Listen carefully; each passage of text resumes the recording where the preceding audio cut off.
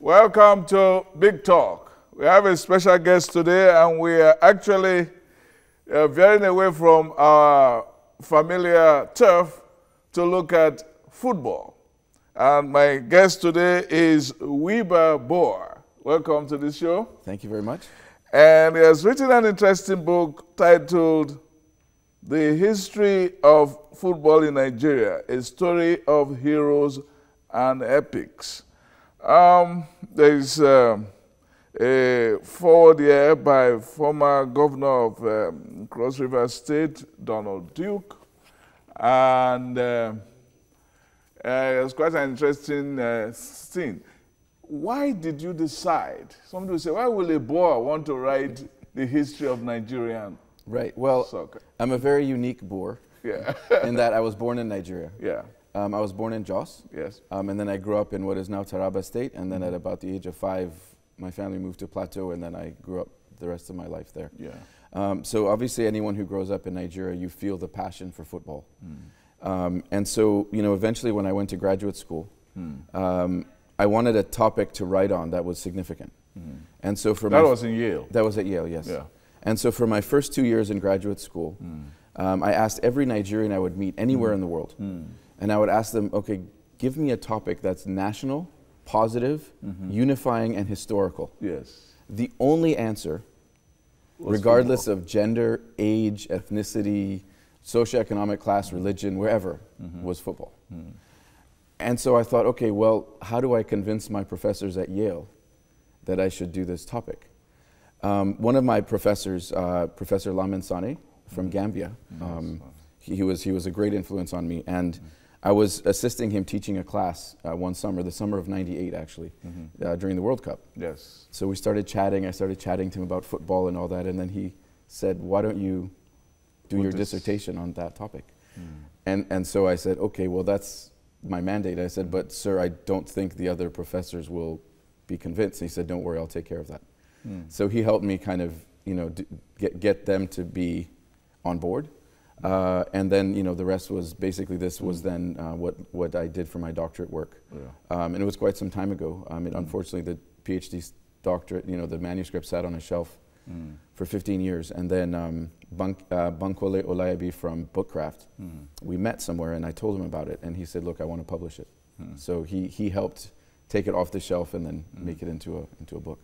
Doing the research on it will have been very laborious. So anybody who has read it will see that you put a lot of effort into it. You even quoted from books by Awo and Zik and so on. Did you really know where these quotes were, or did you have to read the whole book in order to get those things out? And why did you think, how did you get to know that Zik was such an influential figure, you know, or Awolowo? Yeah. Well, you know, if you read the book, Ezekwe in the end is actually the main character. Yes.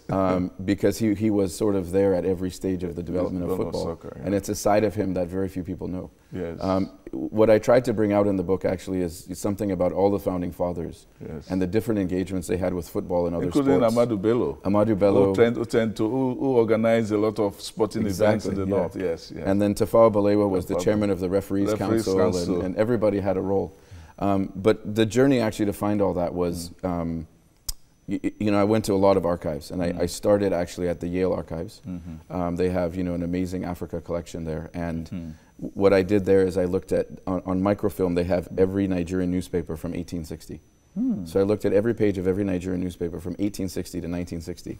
100 years of, and basically was able to trace, you know, through that you would see, okay, when do they start talking about football? How does it develop? What are the other sports? What are the other activities?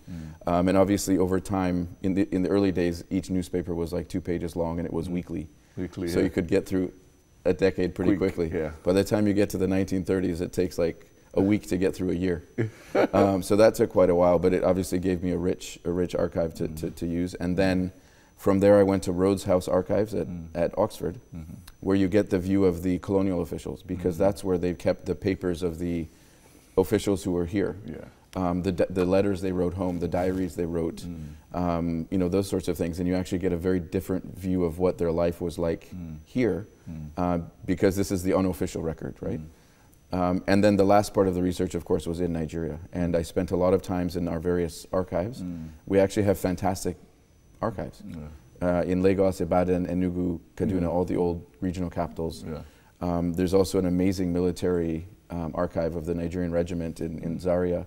And I went to all of these and found just an unbelievable treasure trove of information. I could have written 10 books. I was going to ask that question that people have seen other subjects other than soccer that interested you. And that's what often happened is I would get distracted and then they say, wow, this is so interesting. I'm supposed to write about soccer. Or, you know, I remember while I was looking in the archives, I think it was the Ibadan archives, and you know, I think when I was there was a flare-up with the Ife-Modekeke conflict. And so I was looking through the provincial records, and then you see actually some of the origins of where that started. You know, and then you think, you know, all these problems we have in Nigeria, they're rooted in something, and the story is there. We're just not looking for it. Well, exactly. There's one particular character. Even before we go there, it was clear from what you wrote that soccer must have been played even early 19th century. That there were some suggestions about that. There's one particular character, Mulford.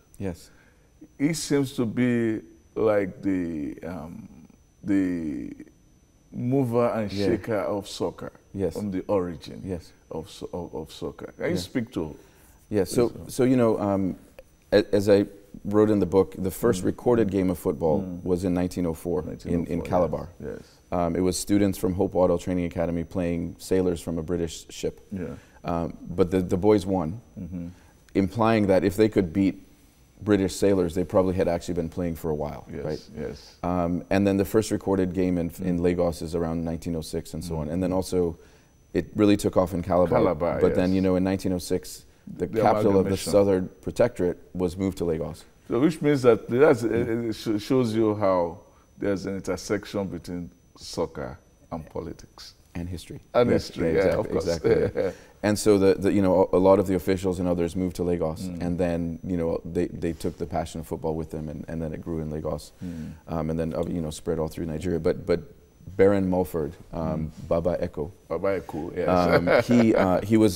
He wasn't a colonial official. He worked for a trading company, and he just, you know, really loved football. And the interesting thing about football was, it wasn't, you know, the senior colonial officials or military officials in Nigeria wouldn't play football because, you know, in Britain it's a class thing, and the upper classes played cricket or rugby, and football was for the working classes, right? And polo. Well, yes, and that's the most elite is polo, right?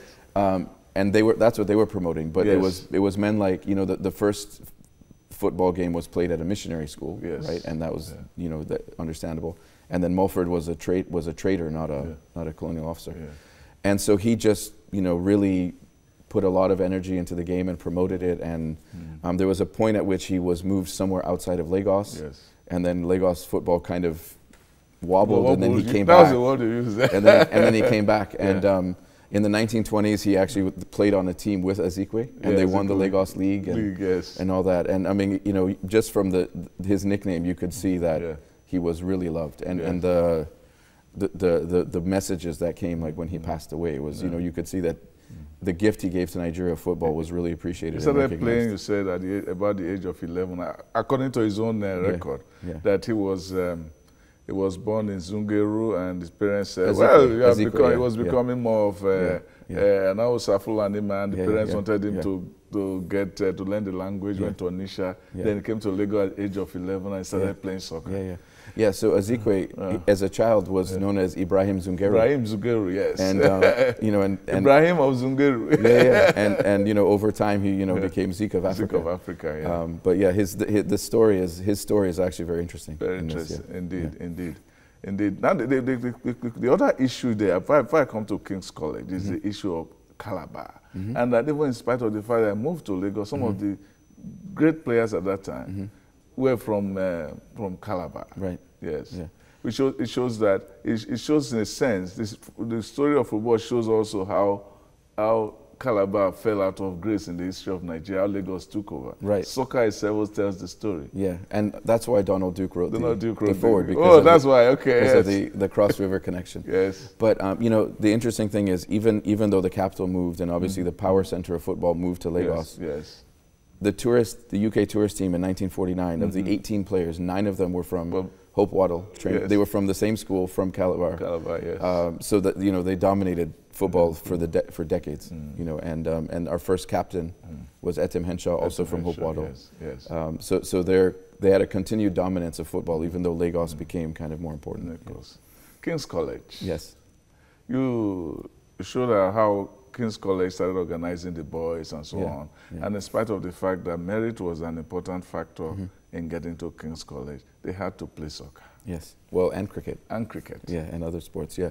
There was something in the British colonial system called the athletic imperative, which was this idea that, and it was part of the boarding school tradition in the UK, where, to grow a man, you had to not just be a great student, but you also had to be a very good athlete and a leader on the field. Yeah. And then, of course, there was a hierarchy of the sports. Polo was the most elite, and then cricket, and then rugby, and then football was somewhere down here. Yeah. But so when they set up these government colleges and government schools around Nigeria, obviously sports was a very important part of it, and they inculcated that love of sports and importance of sports as a way to create leaders and build character. Yeah. And so King's College in the 1910s was the hotbed of, and early 1920s was the hotbed of football in Lagos. Yeah. And they would actually, even the boys in King's College would play teams of men, and do quite well. I mean, they were the annual games that they had there would be 10,000 spectators. The colonial governor would be there. I mean, this is in like 1912. Yes. And it was always interracial, and so it was really the center of sports. Yeah. And then you also looked at some of the governors, Bodilon and Richards, McPherson, and some of them also played their role in. Then they had the Governor's Cup. That was Richards. Yes, that transformed in 1955 to the Challenge Cup. It changed to Challenge Cup. Yes, that's correct. The Challenge Cup. Yeah, so in Ikoyi, most of the streets are named have these Oyibo names, and most people don't realize those are just the names of the colonial governors. Bordelon and Glover and Cameron and all that. But Arthur Richards in 1945. That was sort of the point where they finally recognized how important football was. Because the governors had long before that given trophies for cricket and for polo and for everything, and horse racing. So football was sort of way at the end, and obviously all of those other governors' cups for other sports have long died. Right. But 1945 he gave the trophy to start the Governor's Cup, which now is the Aiteo Cup. It's the longest surviving tournament in Nigeria. The first tournament was actually the Beverly Cup. Yes. In Calabar in 1906, but that was a colonial military officer. But this one that Arthur Richards donated, I doubt he foresaw that this was going to last so long.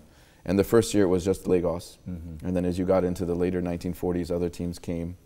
In 1941, a team from Plateau made it to the final and lost. For the first of 13 consecutive losses in finals until 1999 when they won. And then in 1952, Kano won, which is the first team from outside Lagos to win, and then Ibadan won. It became Mighty Jets of Jos. Yes, eventually it became the Mighty Jets of Jos. But the Governor's Cup then, even by the end of the colonial period, if you would look at the towns that were represented in teams, it's towns in the most remote parts of Nigeria that even we don't know where they are today, and that they had football teams that would.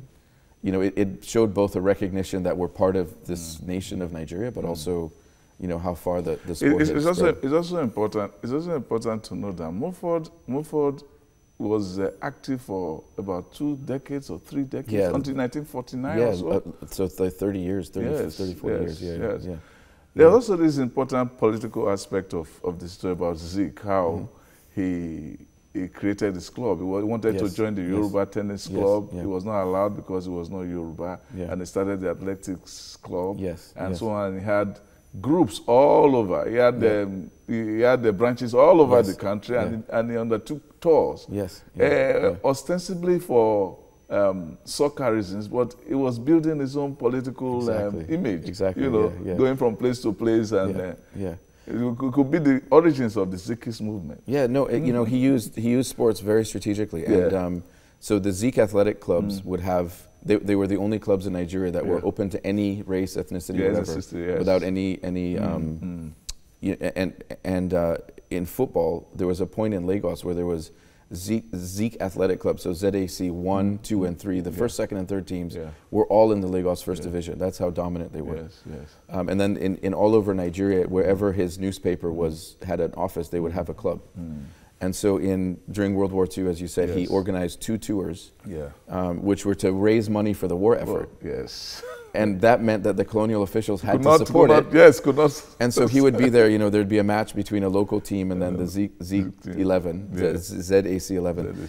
And then he would afterwards give a speech with the provincial resident, who was like the senior official or the district officer standing next to him. And he would be talking about, we're supporting the war effort, we're fighting for democracy and freedom and independence. And all of these things that in a normal setting he would probably have been arrested for saying. But here he would say it, and the colonial official is standing next to him, not able to do anything. Maybe that was why they arrested him later on. When maybe they were waiting. They were waiting when he could not hide on that. But it was a brilliant. At first, it showed already that football had become this sort of national. But it was used as a form of anti-colonial protest. And much later, during the late apartheid days, there was in South Africa. Some of these anti-apartheid figures would actually do something similar, but they would sit in the stands of a stadium where no one would know where they were, and then have a microphone, and they would be speaking to thousands of people in a way that they couldn't. So, but it's something that actually originated with these tours. But I saw that you tried to tone down, even in your writing of it, you tried to tone down the politics of it. Well, there's a longer version of that chapter. Oh, really? Yeah. So a lot of that chapter, the longer version is probably 3 times as long with a lot more detail. There's a lot more detail on that. Yeah. And then we had some. I would say it's a story of epics and so on. You had people like Tonda Balogun, and he also had to play in the UK. He scored for his team, Queen's Park Rangers against Arsenal. And then he had injury and so on. And then there was this other player, a Calabar guy, who went there first, but they tend to relegate them to lower leagues. So that was Titus Okere. Yes. So he actually was playing in Port Harcourt. Yes. And when Zeke was doing those tours, he was on. Titus Okere played on one of the opposing teams, and he was so good that Zeke immediately recruited him. Yes. And then he moved to Lagos, and then actually moved to the Railway and played for the Railway team. And then after the UK tour, then he became the first Nigerian to sign with a professional club in England, with Swindon Town. I don't even know what division they're in now. But he was, the best player in Nigeria, and so everyone thought, okay, maybe he's even going to be selected for England, and there was all this talk, and then he got moved to their 3rd team. And everyone in Nigeria was shocked that our best player couldn't even make the top team. And then Balogun went, and then he was actually much more successful. He played for QPR in what was then the English First Division. And scored goals. Scored the first Nigerian to score against Arsenal. Scored against. I remember that. And then there was one game where he was playing another team, and then there was a Nigerian on the other club as well. Yes, you said so too. So in the 50s, we already had games where there were Nigerians on both sides against each other and so on. And then there was this interesting part about the Nigerian team who went around playing in. They went on a tour. That was interesting. They had some victories, and they had more losses than victories, but it was okay. It was a clearing of the haze, as you may say. And so and then you talked about the beginnings of the rivalries between Nigeria, Ghana, Nigeria, Togo, and all of that, and so on. Now, what you get when you look at sports at that time and look at sports now? What have we learned? What would you say about what we have learned over the decades? I don't know if we've learned anything, unfortunately. I mean, look, in the 1940s, and during World War II, there were Nigerian soldiers who were stationed in India, who were playing actually in military leagues in India. And there were some of these players that were so good, and teams that were so good, they were just dominating those leagues. And on opposing teams, there were actually some English players who were from Arsenal and other top English teams that had now joined the army and were fighting and all that. And one of them had commented that the way these Nigerians are playing, these guys will win the World Cup in 20 years. Can you imagine? That was 1942 or something like that. And now we're how many years later, and we're still We're still grappling. We're still, yeah. So the masters of Africa. Yeah, yeah. So I mean, I think there's, you know, we had a lot of talent then, but I just think that since independence, the organization of football kind of it became subsumed in government and then politics and so on. You know, and I think, you know, as a national team, I mean, well, the women more than the men, though. The women obviously in Nigeria dominate more than the men's teams. But you know, we've obviously established Nigeria as a footballing nation, especially at the youth level. But I think based on what was planted in the 40s and 50s, we should have gone further. Yeah. It's just like the story of Nigeria, actually, in other aspects. As since independence, we have not been able to get our acts together. And that's very interesting. You also wrote about the women's soccer and how officially it was relegated to the corner, and they have actually blossomed now. Yeah. So with women's football, it was the English FA kind of governed the Nigerian Football Association until independence. But they basically had a rule that women shouldn't be supported in playing and couldn't play, and so any sort of official pitch or any sort of referee that was affiliated to the NFA. They weren't allowed to officiate women's games and so on. But so you'd have games where it'd be maybe, you know, women versus men, and then the women all 11 would switch at halftime. But they were just sort of charity matches. But the interesting thing is, women's football didn't become an official sport in Nigeria until 1989. So it lasted way into the colonial period. 2 years later, they were in the World Cup. Yes. You know, for the men, it took a century. And then I think you ended with a lot of pictures, you know, more contemporary. Yes. Although I complained to you that your hero my hero, Haruna Ilerika, I can't find him here.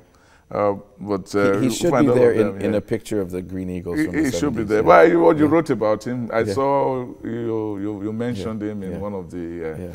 And so, you know, when we were putting the book together, it was actually a debate I had with the publisher. And I said, the photos should only be from the period that the book covers.